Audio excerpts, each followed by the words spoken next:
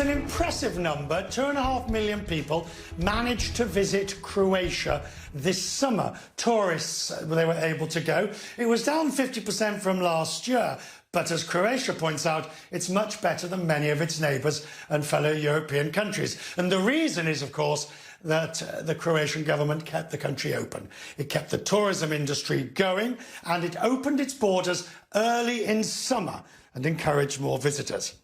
But COVID cases have surged over the summer, and now the UK and others have added Croatia to their quarantine list. If I look at the new numbers, the new case numbers per day, it's in the 200-300 number, but it is higher than it's been before. Andrej Plenković is the Croatian Prime Minister. The Prime Minister is with me from Zagreb. Prime Minister, first I will say we have a very long delay between me speaking, you hearing and replying, so I apologise for that. It is longer than usual. But Prime Minister, the decision to open up the country early this summer, you're now paying the price, many say, with increased number of cases.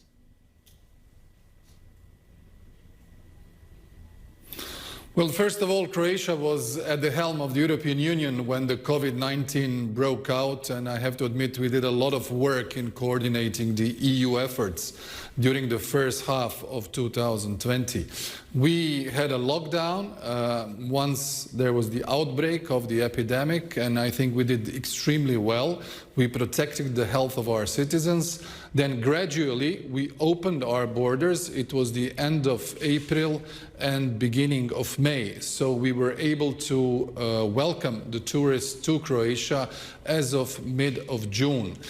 In overall numbers, the tourism actually much better than we expected. It went pretty well. We had around 7 million tourists coming to Croatia. The overnights are around 50% of the last year, which was the record-breaking year for the Croatian tourism. Naturally, it was a bit of a calculated risk, if you like. The numbers of people which are infected have risen over the last couple of weeks, but what is very good that we still have a very, very low mortality rate, only 5 compared to 100,000 ratio, which is much, much, much lower than any other country in Europe, especially in the Western Europe. So we've managed to combine both health of our citizens and the income coming from one of the most important branches of our economy, and that is tourism. But is there a ticking time bomb now waiting to go off? The number of cases has risen and we are going into the autumn. Admittedly, the good weather lasts in Croatia a bit longer than it does, say, here in London. But the risk is growing, and I'm wondering what your next strategy is. Well, just as many of our neighbors, we now focused at the opening of the school season. School started today in Croatia, and we undertook epidemiological measures in order to provide for our pupils to feel secure and to conduct the first day of the class in the most secure manner possible. We are also observing the sort of hotspots of the contagion, and then we are adopting the tailor-made measures in different parts of Croatia.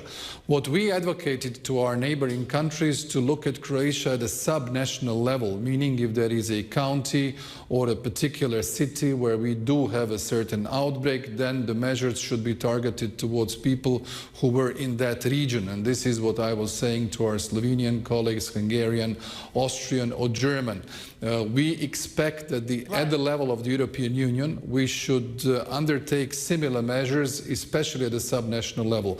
So far today, for instance, we just had over 100 people infected, but no difficult epidemiological or clinical situation in our hospitals. We only have 20 people at respirators, which is very, very low.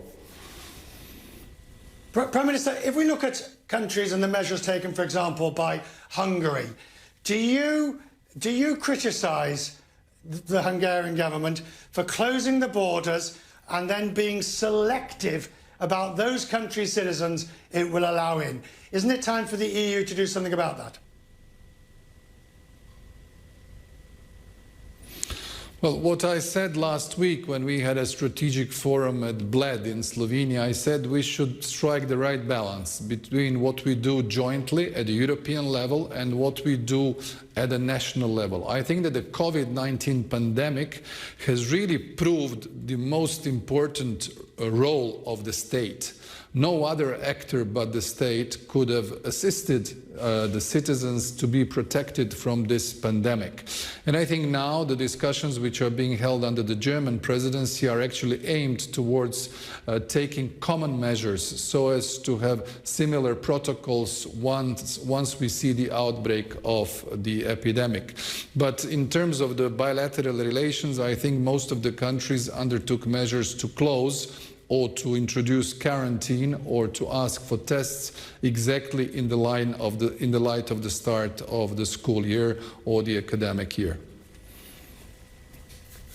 Prime Minister, thank you, sir. I do appreciate it. I thank you for joining us tonight from Zagreb, the Prime Minister of Croatia, talking to us.